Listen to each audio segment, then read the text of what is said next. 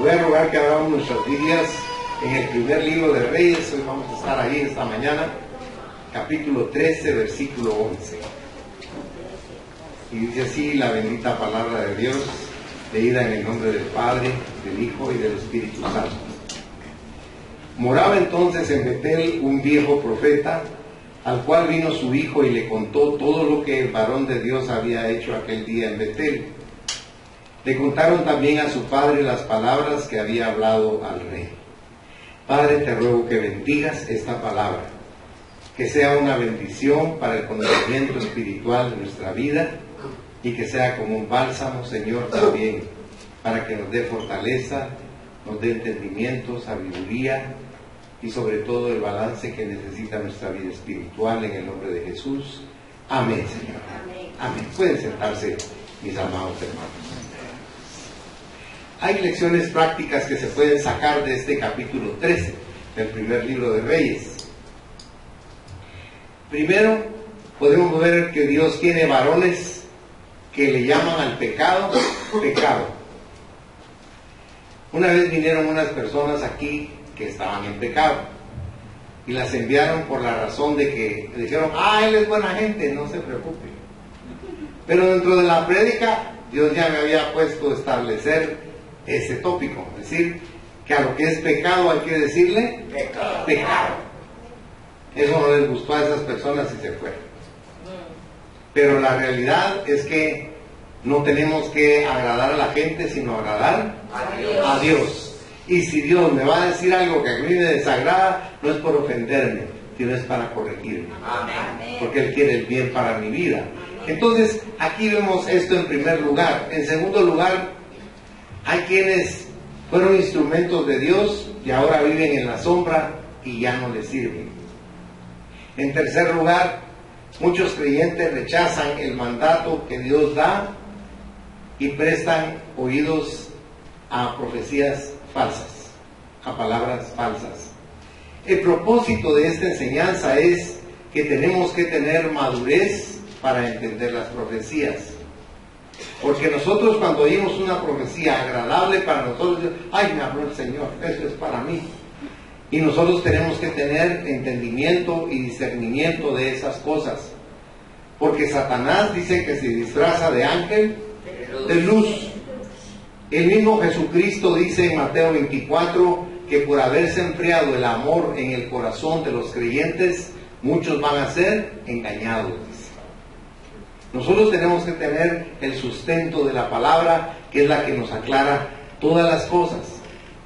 Yo quisiera que fuera en su Biblia a 1 Corintios, en el capítulo 14, donde habla sobre la profecía, y vea conmigo el versículo 3. Dice, 1 Corintios 14, 3: pero el que profetiza habla a los hombres, note, para edificación, exhortación y consolación. Ahora, esas son las características que tiene que tener cada profecía. Ahora pregúntese usted, cuando he oído una profecía, ¿la he analizado de esa manera? Porque si es algo agradable, uno dice es para mí, pero ¿y si no es algo agradable? Entonces, uno tiene que tener ese cuidado. El Señor nos dice a través de Pablo que lo recibamos todo, que lo analicemos, pero que retengamos solo lo que es bueno, dice, ¿verdad? Lo malo lo tenemos que desechar, que es lo que el Señor nos quiere enseñar. Entonces, este viejo profeta había sido instrumento de Dios.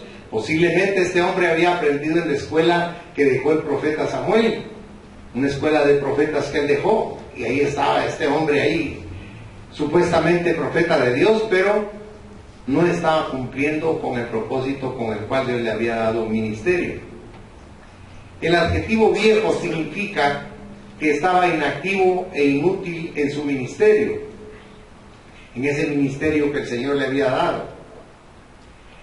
Y entonces nosotros tenemos que ver que este viejo profeta no fue usado por Dios, sino que lo que Dios hizo fue traer ahí a un varón de él, a un varón de Dios.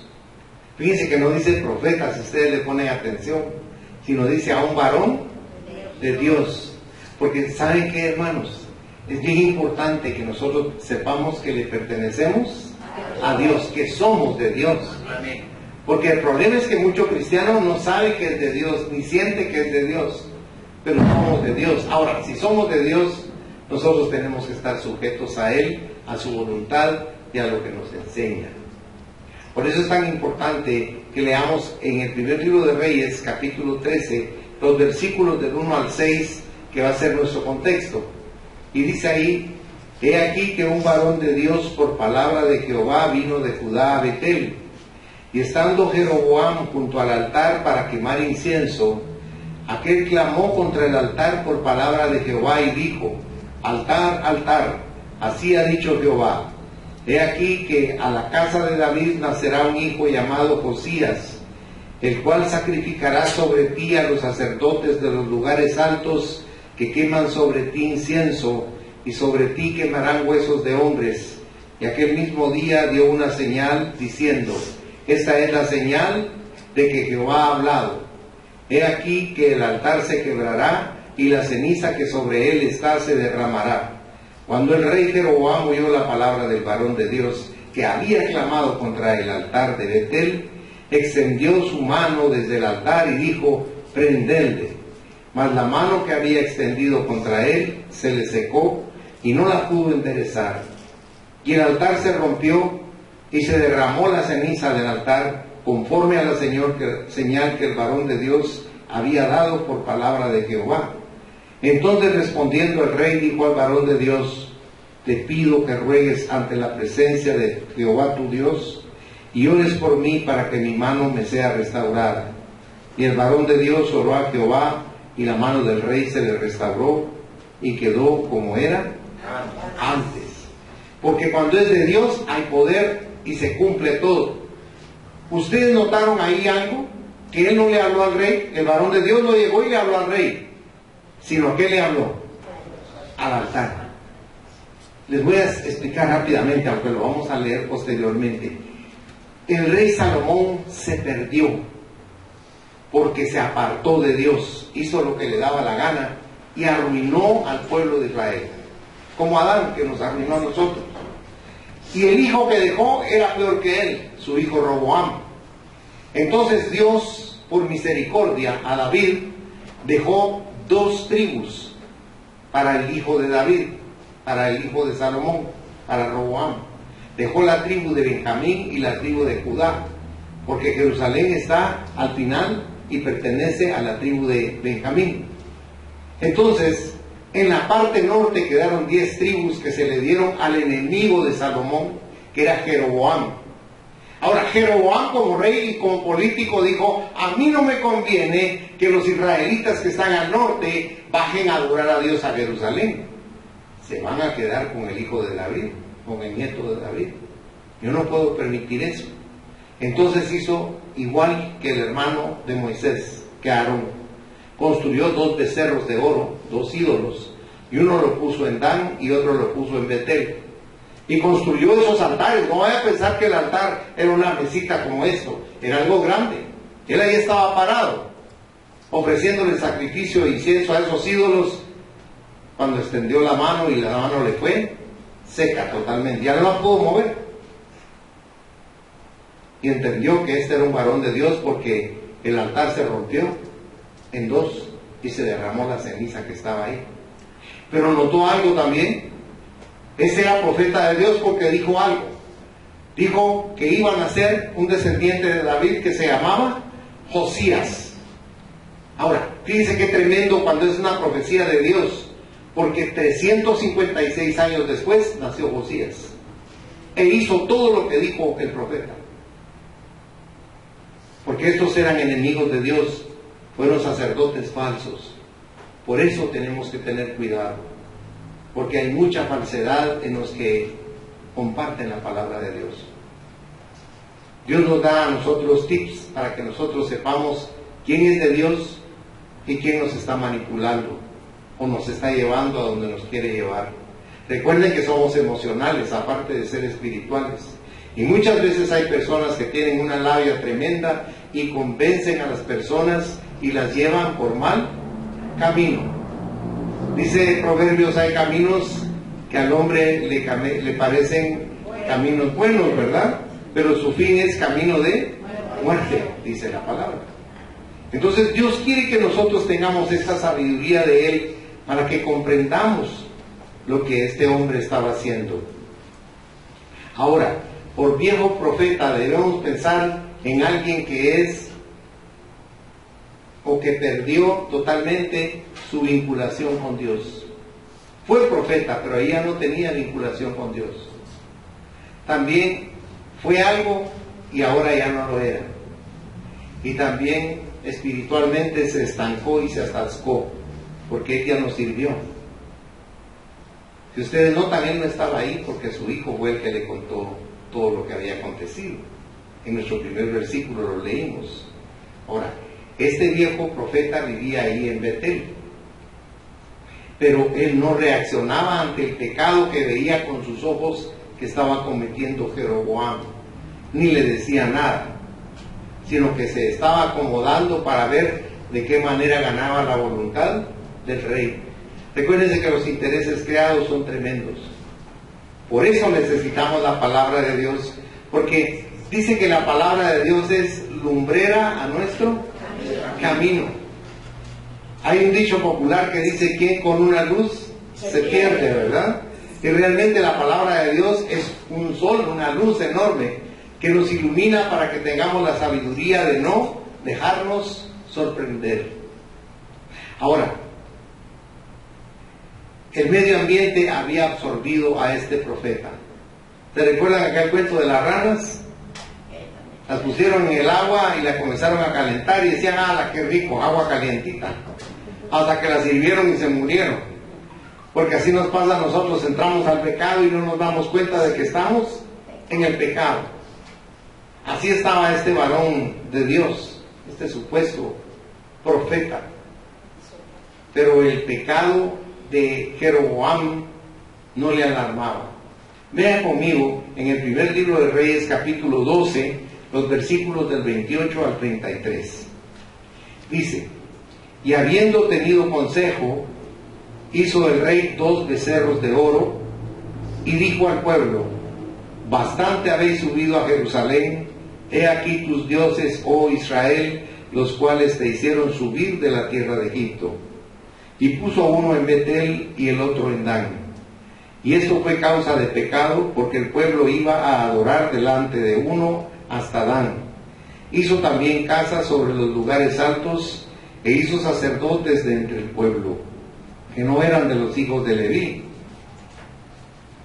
Entonces instituyó Jeroboam fiesta solemne en el mes octavo, a los 15 días del mes, conforme a la fiesta solemne que se acercaba en Judá, y sacrificó sobre un altar. Así hizo en Betel, ofreciendo sacrificios a los becerros que había hecho. Ordenó también en Betel sacerdotes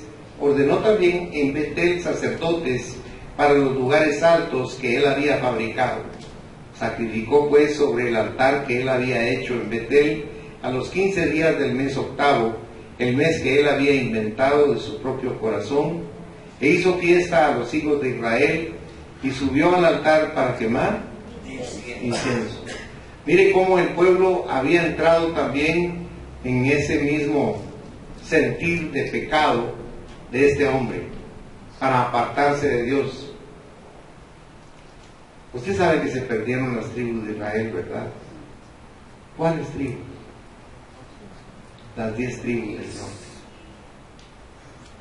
Si usted lee la palabra, se va a dar cuenta que en la primer diáspora que hubo forzosa, fueron las 10 tribus las que fueron presas y fueron llevadas cautivas totalmente fuera de lo que era Israel. Entonces, aquí estamos viendo nosotros cómo este pecado comenzó a arruinar totalmente a las 10 tribus del Señor. Algo andaba mal cuando este hombre no podía reconocer el pecado que se estaba dando en su ciudad, en su tierra. A Dios no se le puede adorar en Betel ni en Jerusalén. A Dios o le damos todo o no le damos nada. ¿Se acuerda cómo lo puso Jesucristo? Digo, el que no es conmigo, ¿qué dijo? Contra mí es. O sea, Dios no pone grises, o es blanco o es negro. Usted se tiene que definir. Por eso es importante que nosotros conozcamos la palabra de Dios, para que cualquier viento de doctrina no nos aparte, porque han surgido un montón de mentirosos y la gente les cree, desgraciadamente. Y les voy a decir una cosa, le cree más a esas personas que a la palabra de Dios. Incluso cuando uno habla sobre estas cosas les desagrada, porque la gente quisiera creer lo que quiere creer, no lo que Dios nos dice. Yo tengo que creer lo que Dios me dice, porque un día yo voy a estar frente a Dios y Él me va a pedir cuentas de toda mi vida, no de una parte de mi vida, de toda mi vida, porque hay un registro de ello, y yo voy a tener que darle cuentas a Dios de qué fue lo que hice con mi vida. Ahora, ¿cree usted que si yo me aparto de lo que es la sana doctrina, voy a tener excusa para decirle a Dios, es que ese pastor me engañó? No, Dios no va a aceptar eso. ¿Se recuerda cuando aquel hombre estaba en el infierno, contó Jesucristo, y se estaba quemando en el infierno? Y le digo, tengo 5 hermanos y están allá arriba, igual que yo, no creen en el infierno. Por favor, Padre Abraham, manda a Lázaro para que les diga que Él resucitó y que Él vio que hay infierno. ¿Y qué le contestó el Padre Abraham? No, les dijo, no puede ir nadie, pero ustedes tienen la palabra. Que le crean a la palabra para que se salven, porque en el infierno, hermanos, ya no puede salir la gente. El que entra al infierno, ahí va por toda la eternidad. Predicar del infierno para mí es necesario cada vez que usted venga a la iglesia, porque no quiero que usted vaya al infierno. Aunque yo le llegue a caer mal a usted, no me importa, pero usted tiene que entender que ahora que está vivo, usted puede ir al cielo. Pero si usted lo toma con menosprecio, con ligereza, con liviandad, sin darle importancia, créame que se va a ir al infierno. Y cuando esté ahí va a lamentar usted no haber creído, no lo que yo digo, sino lo que nos dice la palabra de Dios. Jesús contó una anécdota y dijo, un hombre sembró un gran terreno precioso de trigo. Y llegaron sus empleados cuando comenzó a salir y le dijeron, Señor, entre el trigo comenzó a salir cizaña. Y él les dijo, un enemigo vino de noche en la oscuridad y sembró la cizaña. ¿La arrancamos? No, déjenla, porque cuando crezcan la van a poder diferenciar. Entonces vamos a arrancar el trigo y lo vamos a poner en mi granero, pero la cizaña la vamos a quemar. Estaba hablando del infierno, y ustedes son trigo del granero de Dios. No son cizaña.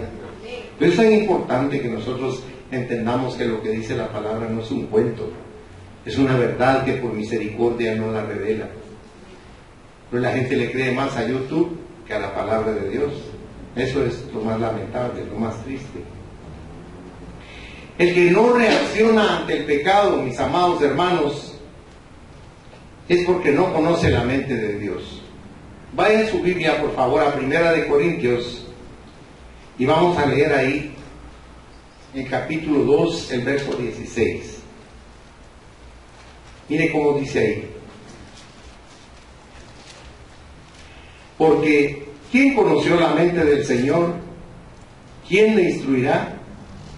Mas nosotros tenemos la mente de Cristo. Tenemos la mente de Cristo. Déjenme que le lea una nota explicativa en relación con esto. La mente de Cristo. Sucede lo siguiente. El hombre que es verdaderamente espiritual vive bajo el control del Espíritu de Dios. El Espíritu Santo vive dentro de su cuerpo. Por tanto, es quien le revela la verdad de las cosas espirituales al hombre. Porque en 1 Corintios 2:15 dice que el hombre espiritual juzga todas las cosas, pero que él no es juzgado de nadie. Así al hombre espiritual no lo entiende el hombre natural. De ahí que el hombre natural sienta que nuestro interés principal deba estar en este mundo, incluyendo lo religioso.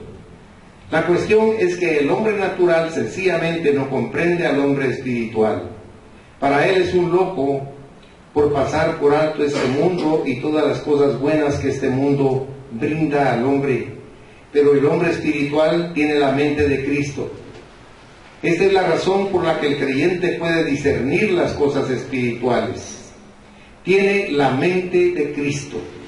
Esto no quiere decir que el hombre espiritual conozca todo cuanto hay que conocer de Cristo, sino que su mente está centrada en Dios y en las cosas de Dios, y de la misma manera que lo estaba la mente de Cristo. El Espíritu de Dios atrae, llama y estimula la mente del creyente genuino a las cosas espirituales. Miren conmigo, por favor, en su Biblia, en Filipenses, en el capítulo 2, si fuera tan bondadoso, los versículos del 5 al 8.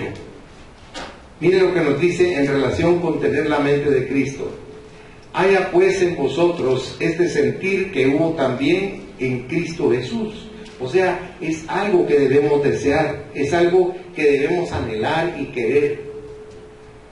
El cual, siendo en forma de Dios, no estimó el ser igual a Dios como cosa que aferrarse, sino que se despojó a sí mismo, tomando forma de siervo, hecho semejante a los hombres.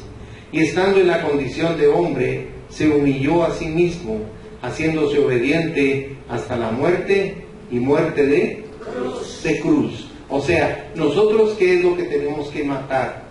El ego, el yo, que es el que nos tuerce y nos aparta de la bendición que Dios nos quiere dar siempre. Al hombre le gusta el mundo porque es atractivo y es bonito y es alegre, entre comillas. Pero el mundo pasa y su alegría también. Y luego viene la tristeza. Y la tristeza del mundo mata, pero la tristeza de Dios llena de esperanza el corazón de todos. Esa es la gran diferencia que existe entre unos y entre otros. Entonces, este viejo profeta engañó al varón de Dios con un mensaje falso, porque Dios le había prohibido al varón que envió a Judá comer pan o beber en ese lugar, beber agua o vino, lo que le dieran, y regresar por otro camino, no por el camino por el que había llegado. Dios se lo explicó, él lo entendió y lo obedeció, porque él también rechazó la invitación que le hizo el rey Jeroboam cuando le curó la mano. Si usted fuera conmigo al primer libro de Reyes 13, del 7 al 10, si es tan bondadoso, dice: y el rey dijo al varón de Dios: ven conmigo a casa y comerás, y yo te daré un presente. Pero el varón de Dios dijo al rey: aunque me dieras la mitad de tu casa, no iría contigo, ni comería pan, ni bebería agua en este lugar. Porque así me está ordenado por palabra de Jehová, diciendo: no comas pan, ni bebas agua, ni regreses por el camino que fueres. Regresó pues por otro camino, y no volvió por el camino por donde había venido a Betel. Ahí va bien el varón de Dios. Y también rechazó la primera vez al falso profeta, porque él también le hizo una invitación. Si usted ve conmigo los versos del 15 al 17, dice: entonces le dijo: ven conmigo a casa y come pan. Mas él respondió: no podré volver contigo, ni iré contigo, ni tampoco comeré pan, ni beberé agua contigo en este lugar. Porque por la palabra de Dios me ha sido dicho: no comas pan, ni bebas agua ahí, ni regreses por el camino por donde fueres. Ahí él se portó firme en lo que Dios le había dicho, en lo que Dios le había estipulado, para que cumpliera bien con el trabajo que el Señor le había dado. Pero fíjense que el viejo profeta reclamó también que tenía un mensaje de Dios para él. Mire conmigo al verso 18, dice: y el otro le dijo, ¿qué dice su libro? Mintiéndole. Por eso le digo, como los profetas, usted tiene que orar mucho. No le digo que lo rechace, sino pídale a Dios discernimiento.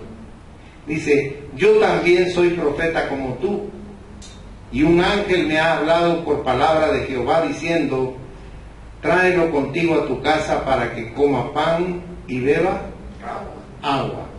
Ahora, este viejo profeta era un tipo astuto, porque lo que quería era quedar bien con el rey y hacer quedar mal al profeta de Dios. Fíjese hasta dónde llegaba la perversión de su corazón. Era un hombre malo. El que recibe un mensaje de Dios lo debe atesorar y no cambiarlo porque el que le dé cualquier profeta viejo o viejo profeta, como dice aquí, ¿verdad? Aunque ese le diga, yo también soy profeta de Dios, usted tiene que tener cuidado. Aunque sea un líder de la iglesia, usted tiene que tener cuidado. Aunque sea un mensajero angelical, usted tiene que tener cuidado. Miren lo que nos dice la Biblia en relación. Vaya por favor a Gálatas capítulo 1, versículo 8. Miren cómo dice: mas si aún nosotros o un ángel del cielo os anunciare otro evangelio diferente del que os hemos anunciado, sea anatema. ¿Qué quiere decir eso? Maldito. Sea maldito, ¿verdad? Eso está diciendo. Si alguien dice una mentira semejante, es maldito de Dios.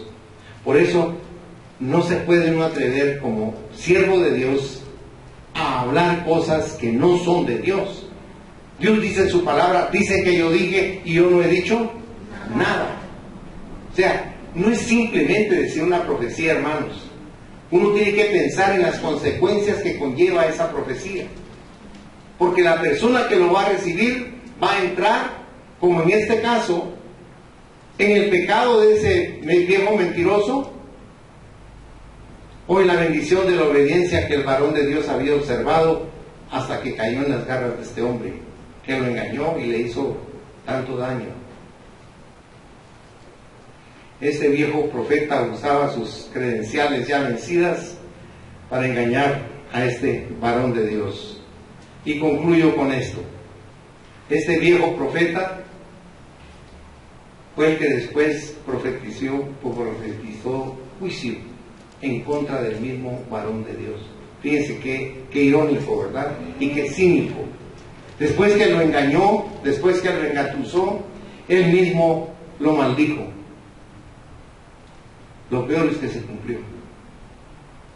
Pero no porque era la palabra de ese falso profeta, sino porque Dios se lo había ordenado. Cuando usted recibe un mandato de Dios, obedézcalo.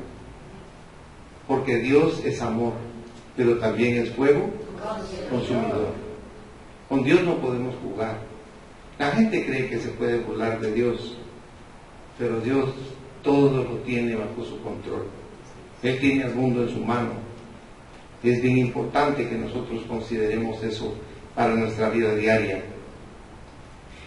El viejo profeta contribuyó a la derrota de este varón que había estado en victoria y luego le señaló su falta. Mire conmigo en el primer libro de Reyes, capítulo 13, del 21 al 22. Mire cómo dice: y clamó al varón de Dios que había venido de Judá diciendo: así dijo Jehová, por cuanto has sido rebelde al mandato de Jehová y no guardaste el mandamiento que Jehová tu Dios te había prescrito, sino que volviste y comiste pan y bebiste agua en el lugar donde Jehová te había dicho que no comieses pan ni bebieses agua, no entrará tu cuerpo en el sepulcro de tus padres. Qué cosa más tremenda, ¿verdad? El mismo hombre que lo engañó le dio su sentencia, la cual se cumplió sin falta, porque el varón de Dios fue muerto por un león. Miren conmigo si está bondadoso en el versículo 31. Dice: y después que lo hubieren enterrado, habló a sus hijos diciendo: cuando yo muera, enterradme en el sepulcro en que está sepultado el varón de Dios, y poner mis huesos junto a los suyos. Esa era la esperanza de ese falso profeta, que lo enterraran con este varón de Dios. Porque este varón de Dios iba con su asno, pero un león joven salió y lo mató, pero no se lo comió. Y encontraron al varón de Dios muerto, al asno echado y al león echado también, porque el león solo cumplió una sentencia. Por eso cuando hablamos tenemos que tener cuidado, porque el poder de la vida y de la muerte está en nuestra lengua, en nuestra boca. Tenemos que tener sabiduría cuando hablamos. La única esperanza que este hombre tenía era que lo enterraran junto a este varón, a este siervo que había sido obediente a Dios. Cuando nosotros no logramos comprender los pasos del cristiano, tenemos nosotros que estar preparados para cualquier eventualidad, porque los pasos del creyente son fe y obediencia. Obediencia a Dios. Yo siempre les he dicho a ustedes que el versículo para mí más difícil de la Biblia es Santiago capítulo 4 versículo 7, porque ese versículo dice: someteos pues a Dios, resistid al diablo y huirá de vosotros. Huirá de vosotros. Porque nosotros no nos ponemos a pensar que Él nos está atacando todos los días. Ustedes se sientan y descansan del ataque del enemigo, pero Él no para. Los ataca en el trabajo, los ataca en la calle, los ataca en su casa, los ataca en su mente, los ataca en su salud, los ataca en la familia. O sea, tienen que entender que es una batalla la que tenemos y que el único que nos puede guardar y proteger contra ese ataque tan terrible y que no para ni descansa es nuestro Señor Jesucristo. Por eso, el mantenernos bajo su cobertura nos libra de todo ese mal que nos rodea y que nos asedia. Miren, si usted va a la primera carta de Pedro, en el capítulo 5, versículo 8, ahí dice que nos mantengamos sobrios. La gente dice no estar borracho, no. Sobriedad no es estar sin tomar licor. Sobriedad es estar atentos a lo que está pasando alrededor de nosotros. Entonces dice que estemos sobrios, pero que también estemos velando. ¿Qué quiere decir eso? Que no nos podemos dormir, pero no en el sentido de que descansemos por la noche, sino dormir con nuestra vida espiritual. Eso es lo que nos está aconsejando Pedro. Ahora, explica por qué razón.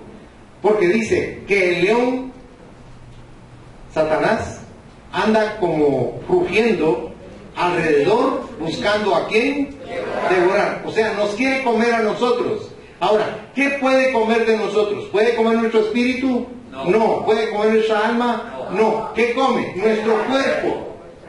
O sea, Él busca nuestra carnalidad para que ahí nos pueda hacer pedazos. Destruye los matrimonios, destruye el amor de los padres y de los hijos, destruye el amor entre hermanos. Es horrible, hermanos. Y usted dirá, ¿Dios por qué permite eso? No fue que lo permitiera. A Adán lo dejó como herencia para nosotros. Esa es la herencia del pecado. Por eso necesitamos al nuevo Adán, a Jesucristo. Porque en Adán recibimos muerte, pero en Jesucristo recibimos al Espíritu Santo, que es vida y vida en abundancia. Porque es una vida espiritual. La vida material se termina, porque no estamos hechos para que este cuerpo sea eterno. La eternidad es en nuestro espíritu. Y eso es lo que nosotros venimos a cultivar a la iglesia, a fortalecer a la iglesia. No piense que el tiempo que usted invierte al venir a la iglesia es un tiempo perdido.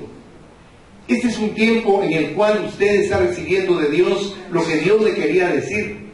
Tal vez no sea de su agrado lo que Dios le está diciendo, pero sí es para su provecho. Porque el crecimiento y la madurez lo da el poner atención al consejo que Dios nos da. Porque fácil es desoír. ¿Se recuerda de Sansón? ¿Cuántas veces le habló Dios a Sansón? Que hasta dijo que le pusieran pequeño sol. ¿Y cómo era Sansón con sus padres? Desobediente, rebelde, hizo siempre lo que quiso. ¿Y cómo murió? Suicidado. Se suicidó. Un hombre vengativo. ¿Por qué? Por su desobediencia. Si usted va a tomar una determinación en su vida, primero póngala en las manos de Dios. No sea que después la llore con un dolor terrible y no tenga reparación. Déjese guiar por Dios, porque Él lo va a llevar siempre a usted a buen fin. Todo lo que Dios haga por usted va a ser para bien y no para mal. Porque Dios lo ama a usted. Dios anhela tener un vínculo con usted. Y le voy a decir algo. Una mi amada hermana que está aquí sentada me mandó un pequeño videoclip de un cantante joven brasileño. La iglesia es una iglesia muy grande.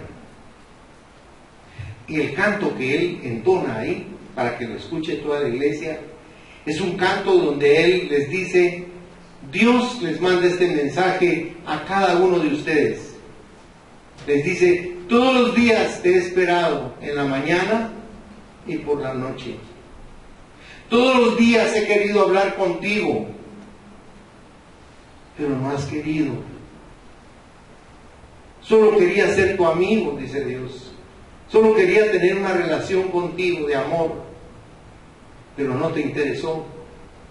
Jamás doblaste tus rodillas para juntarte conmigo e incrementar una amistad verdadera. ¿Sabe? Toda la iglesia lloró y yo también. Porque es cierto. Dios nos espera cada mañana y no tenemos tiempo para Él. Amén. Dios nos espera cada noche y no tenemos tiempo para Él. Dios los ama a cada uno de ustedes. Amén. Y a cada uno de ustedes como es. Quisiera hablarle y quisiera tener una vinculación, una relación, un nexo fuerte con ustedes. Porque miren, hermanos, hay cosas que ustedes pueden resolver, pero hay cosas que no. Y esas son las que Dios resuelve. Y a veces hasta las que usted puede resolver, Él le da la sabiduría, la habilidad, el respaldo para que usted lo resuelva. Porque sabe que Él nos ama con amor eterno. Nadie nos ha amado como nos ama Dios, hermano. ¿Saben una cosa? A Él le importamos de verdad. Le importamos. Usted a veces llora por algún dolor que tiene, por algún sufrimiento que está viviendo, por alguna angustia que está pasando. Y tal vez no hay gente al lado suyo que le tiene un brazo o que simplemente la acaricie y la abrace duro para que se vaya ese dolor. Pero el Espíritu Santo sí lo está haciendo. El Espíritu Santo está ahí con usted, lo está llenando, lo está consolando, lo está fortaleciendo. Cuando nos sentimos solos, cuando nos sentimos abandonados, cuando sentimos que nadie nos quiere, el Espíritu Santo nos está amando y nos está llenando y nos está abrazando. Porque es importante que usted se vaya esta mañana de aquí con la certeza en su corazón de que Dios le ama, de que a usted le importa a Dios. Usted es importante para Dios. Usted es alguien en quien Dios ha puesto sus ojos. Usted es alguien que preocupa a Dios. Usted es alguien que no se le pierde de vista a Dios. ¿Sabe qué dice Dios en Efesios capítulo 4? Que por favor no lo hagamos llorar. Porque cuando hacemos nuestra voluntad, cuando desobedecemos, cuando nos apartamos del bien, Él llora. Él llora, hermanos, así dice la palabra, no lo estoy inventando yo. Somos capaces de hacer llorar a Dios. Por eso es tan importante que nosotros pensemos que si alguien nos da una profecía, una palabra, la analicemos de verdad para que no nos manipulen. Porque el corazón del hombre es perverso y es malo y es engañoso. Ese es el corazón del ser humano. Pero cuando está el poder de Dios encima de eso, eso se transforma totalmente. Si no me cree, vaya a Jeremías 17, versículo 9. Y en Jeremías 17, 9 dice la palabra: engañoso es el corazón más que todas las cosas y perverso. ¿Quién lo conocerá? Dice. Y el verso 10 dice: yo, Jehová, que escudriño la mente, que valoro lo que están pensando, lo que están haciendo, las intenciones que tienen, para darles el pago que merecen. Porque les reitero, Dios es fuego consumidor también. Usted dirá: ¿y cómo hago para saber si algo es de Dios? Mire lo que dice en su Biblia, la primera carta de Juan, si es tan bondadoso. Mire lo que dice la primera carta de Juan, capítulo 4, versículo 1. Mírenlo ahí conmigo, una carrerita.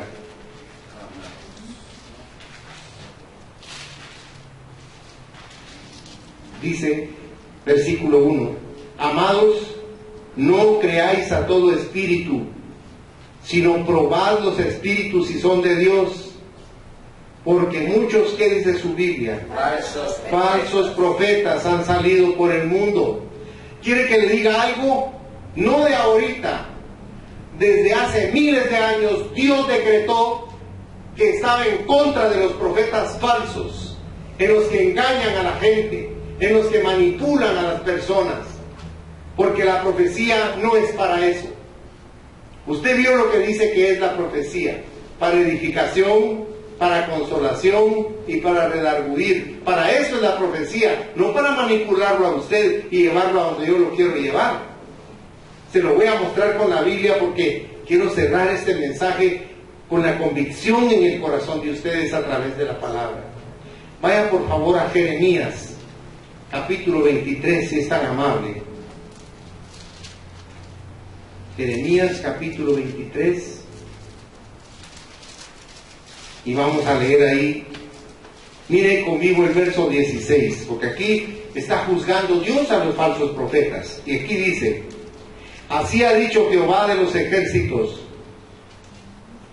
no escuchéis las palabras de los profetas que os profetizan, os alientan con vanas esperanzas, hablan visión de su propio corazón, no de la boca de Jehová. Ahora adelántese un poquito y vea conmigo los versículos del 30 al 32. Dice el verso 30: por tanto, he aquí que yo estoy contra los profetas, dice Jehová, que hurtan mis palabras cada uno de su más cercano. Dice Jehová, he aquí yo estoy contra los profetas que endulzan sus lenguas y dicen, él ha dicho. He aquí, dice Jehová, yo estoy contra los que profetizan sueños mentirosos y los cuentan y hacen errar a mi pueblo con sus mentiras y con sus lisonjas. Y yo no los envié ni les mandé, y ningún provecho hicieron a este pueblo, dice Jehová. ¿Se da cuenta qué delicado es esto?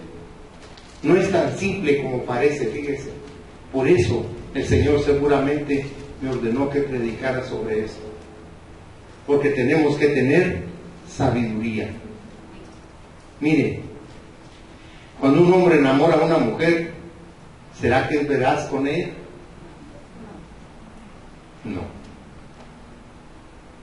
¿A base de qué la enamora? De lisonjas, ¿verdad? Pero a la hora de cumplir, mentira. Todo mentira.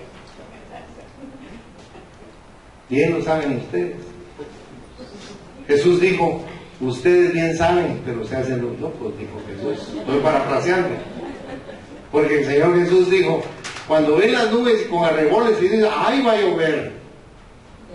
Cuando ven que las nubes van para allá, ¡ah, hoy no va a llover! Bien conocen las señales, dice el Señor, de los tiempos. Pero las verdades que hay, esas no las quieren ver. Hermanos, ¿quieren que Dios les hable? Amén. Lean sus Biblias. Amén. Es la palabra de Dios, hermano. Hay gente que vive de iglesia en iglesia buscando, ay, que me hable, que me hable, Dios, que usa al siervo, a la sierva. Yo necesito saber eso. No es así, hermanos. Un día casi me atropella un muchacho, iba a una célula de estudio bíblico y casi mi hijo casi me botas. Ay, perdón, pastor, me dijo, es que voy donde la hermana fulanita, me dijo, porque estoy que si me caso o no me caso, entonces ella me tiene que decir si me caso o no me caso. Mi hijo le dije, pero ¿cómo vas a hacer eso? Es que es profetisa, me dijo. Ella sabe todo. Y se fue. Y esa misma profetisa la encontré con unas personas y me dijo, dice que usted va a poner una iglesia. No, yo le dije, Dios la va a poner. Yo no tengo nada para poner la iglesia. Pues dice Dios que no la ponga porque le va a ir de mal. Dios me está diciendo que no haga eso porque, fíjense, le dije, disculpe, le dije, pero así como a usted le habla a Dios, me habla a mí también. Y a mí me dijo lo contrario, así es que yo rechazo su profecía. y no la recibo. Aleluya. Amén. Seamos sabios, hermanos. No nos dejemos manipular, porque hay malos hombres que manipulan los sentimientos y los pensamientos de las ovejas, pero ellos van a ser juzgados también y van a tener que entregar cuentas de los engaños que le hacen al pueblo de Dios. Nosotros los pastores no somos dueños de las ovejas, somos los sirvientes de Dios para cuidar a las ovejas, no para sacarles el dinero, ni para engañarlas, ni para obligarlas, ni para que hagan lo que uno quiere. Nosotros somos sus sirvientes, estamos para servirlos, no para aprovecharnos de ustedes. Por eso el Señor en Ezequiel habla muy duro contra los pastores. Yo no quiero que Dios me llame la atención, hermanos, menos que me castigue. Por eso quiero hacer la voluntad de Dios hasta donde me lo permita. Porque Él es mi juez y Él es mi testigo. A ustedes los puedo engañar, pero a Dios no. Por eso dice Gálatas capítulo 6, versículo 7, no os engañéis, Dios no puede ser burlado, porque todo lo que el hombre sembrare, eso también segará. Y el que siembra para su carne, de su carne segará, dice, corrupción y muerte. Por eso es tan importante que uno sea consecuente con la vocación que uno tiene con Cristo. Cristo no es religión, hermanos, es una relación de compromiso y es personal. Cada uno de ustedes tiene que velar por su salvación. Qué bueno que le hablen a sus hijos de la salvación, pero ellos se tienen que salvar por sí mismos. Ustedes no son sus salvadores. Por eso la salvación es personal. El que quiere se salva y el que no, no. Noten que Dios no fuerza a nadie. El que quiere creer cree y el que no quiere no. Pero Él siempre nos da oportunidad de creer para que nos salvemos. Cierren sus ojos, por favor.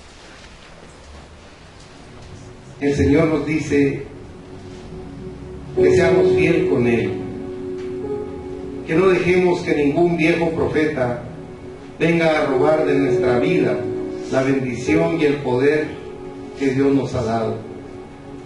Manténganse firmes en lo que Dios les ha dicho y no regresen a Betel, no coman ahí, tampoco beban. Es el mundo. Ustedes no tienen nada que hacer en el mundo. Ustedes son nueva creación, son el rebaño de Dios, el trigo de Dios. Ustedes han sido salvados de la muerte eterna, de la ira venidera.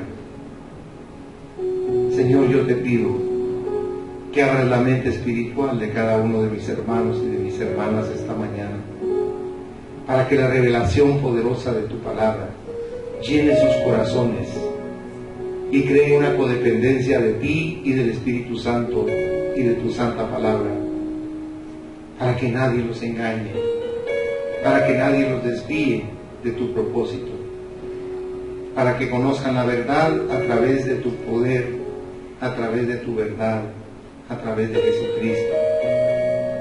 Ayúdalos, Señor, porque cada uno de ellos desea saber qué es lo que debe hacer, cómo debe hacerlo, a dónde dirigirse. Y tú, Espíritu Santo, eres nuestra guía. Yo te invoco esta mañana para que tú vengas sobre ellos, no solo como el Consolador divino, sino como el Consejero perfecto. Porque tu palabra dice en Romanos 8:26, ¿y qué hemos de pedir como conviene? No lo sabemos. Pero el Espíritu Santo gime por nosotros con gemidos indecibles. O sea, nunca nos dejas desamparados. Te ruego que guíes a este pueblo tuyo a la verdad, que ellos puedan saber cómo vivir cada día y cómo ver su futuro a través de tu cobertura y de tu amor. Bendícelos y apártalos del mal. Bendícelos y dale sabiduría de lo alto, que es primeramente pura y perfecta. Que la paz tuya que sobrepuja nuestro entendimiento llene sus mentes y sus corazones con el Cristo de la gloria, para que ellos tengan esa sabiduría, entendimiento, conocimiento y revelación perfectas que solo pueden venir de tu misericordia. Y que la bendición del Padre, del Hijo y del Espíritu Santo se derrame sobre cada uno de ellos abundantemente. Es mi deseo en el nombre de Jesús. Amén, Señor. Y amén. El Señor les bendiga ricamente, mis hermanos.